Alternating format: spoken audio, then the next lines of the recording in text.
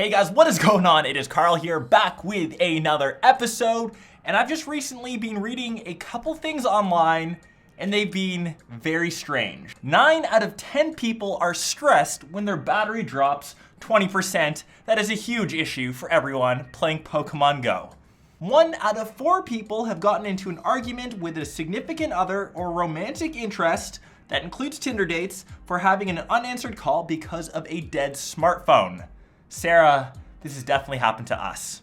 Essentially, people have a bit of FOMO, or I'm gonna label this as fear of battery outage. FOBO, you heard it here first. There have been tons of stories, especially lately, people playing Pokemon Go. It drains your battery, it uses GPS, your camera, accesses all of your data.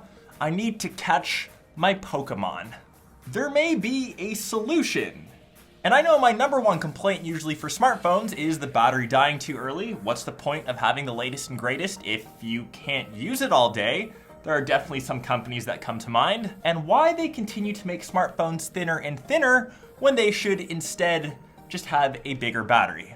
Introducing the LG X Power, a smartphone finally with a massive battery. It's got 4100 milliamps of juice, and this has lasted me more than all day, even when I've been outside collecting my Pokemon. The biggest thing of this phone, naturally with the name X Power, as I mentioned, is the massive gargantuan battery inside, 4100 milliamp hours of juice, and I have literally hunted for Pokemon, played a bit of Slither.io, gone to the gym, listened to music, checked my emails, and maybe have broken 75%.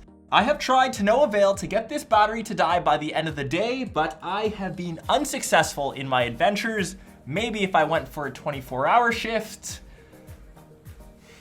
The nice thing about the X Power, it's a mid-range smartphone, so it won't exactly break the bank, but you do have to compromise in terms of specs. It doesn't have the greatest performance, it doesn't have the greatest screen, it isn't Quad HD, and the camera performance is, I'll say, average.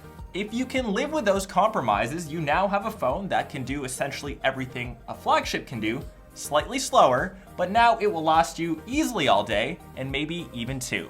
It still doesn't sacrifice too much, although it only has 1.5 gigs of RAM, 16 gigs of onboard storage. You can always upgrade that to 2 terabytes with a micro SD card.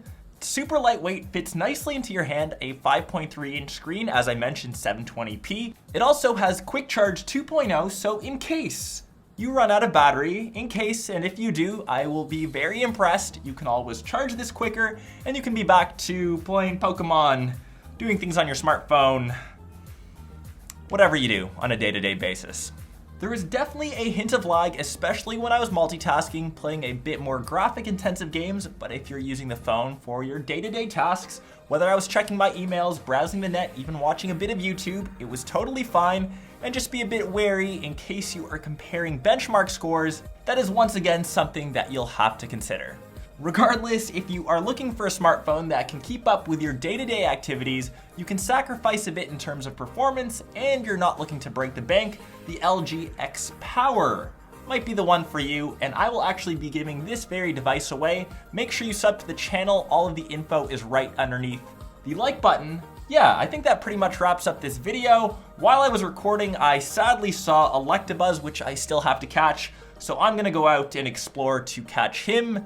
Be sure to smash that like button if you enjoyed it, and I will catch the rest of you in either my next episode or vlog. Peace.